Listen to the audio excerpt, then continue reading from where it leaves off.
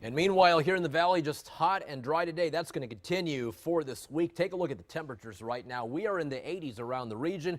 81 degrees in Brownsville, 80 in Harlingen, Port Isabel, Raymondville, 83 in Edinburg, 86 in McAllen.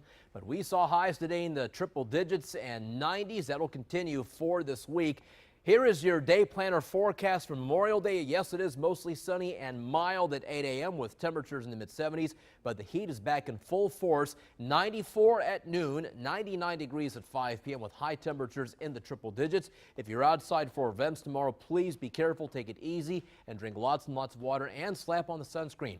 Let's take a look at the latest on subtropical storm Alberto. It is in the northeastern Gulf of Mexico. Should make landfall tomorrow on the coast of Florida in the Florida Panhandle. We are still seeing some heavy rains for parts of Florida and now Georgia, but there's also a lot of dry air being entrained into this system. We'll zoom in here. You can see some good rains for the Florida Keys, parts of South Florida, as well as the west coast of Florida. The orange indicates the tropical storm warnings from the Tampa Bay area all the way to southern Alabama. We're also seeing a good swath of rain for the Florida Panhandle heading toward Alabama. We zoom up here, Georgia and Alabama also seeing a lot of rain heading into Atlanta, Montgomery, as well as Huntsville and Birmingham. This will continue through the southeast for the next couple of days. Here's the latest on Alberto. Maximum winds are 65 miles per hour. It will start to weaken once it makes landfall. It's moving to the northwest at 9 miles an hour. The forecast track, landfall tomorrow, and then moving inland, becoming a tropical depression or subtropical depression, moving through the southeastern U.S., and eventually the remnants move through the Midwest later on this week. Meanwhile, here just hot today and warm right now. 86 in Abilene and Dallas, Fort Worth, 91 in Laredo,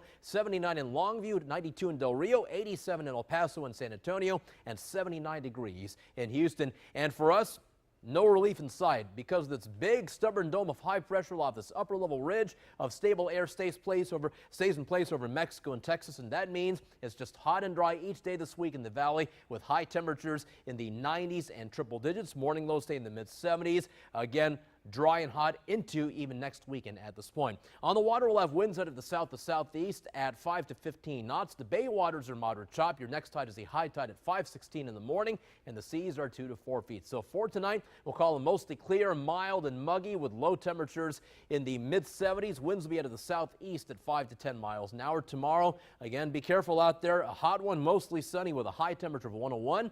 When you factor that humidity into the air, temperature is going to feel like 105 to 106. That's the heat index. We'll have winds out of the south to southeast at 5 to 10 miles an hour. So here's that 7-day forecast. Stay cool out there. Triple digits each day. We will see upper 90s for the lower valley with mid 80s on the coast. 102 on Tuesday and Wednesday. 103 on Thursday. 102 on Friday. Sunny skies.